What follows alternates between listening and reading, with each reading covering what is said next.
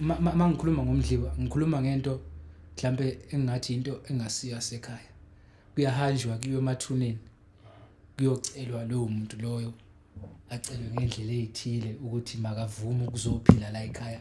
azosebenza enze lento esuka ifunwa yilowo muntu loyo ofuna ukuthwala ngedlozi elisebenza ngomdliwa uzosebenzisana ngomdliwa so kusuke kuyajulwa kakhulu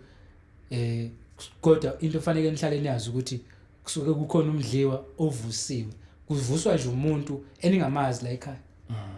ukuthi nizotsho wapi uye nenyanga yakhe le ahamba wayothwala kuye abazi ukuthi baya kuliphi ithuna bawuvusa usibanibani bamjika ngomuntu othile bamthenga ngemithi ethile nangezinto ezithile ukuthi avume ukuthi azokwenza lento efunwa yilo muntu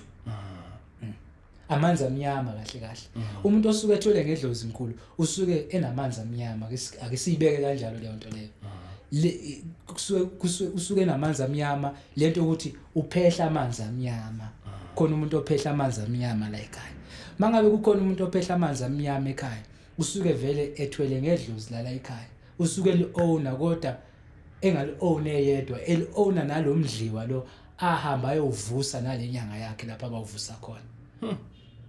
so mangabe kukhona amanzi amnyama la ekhaya noma kukhona umuntu othwele ngedlozi fanele nihlale nazi ukuthi nonke la ekhaya insila zenu nonke la ekhaya zikhona phakathi kwalamanzi amnyama insila yakhe ikhona lapha ya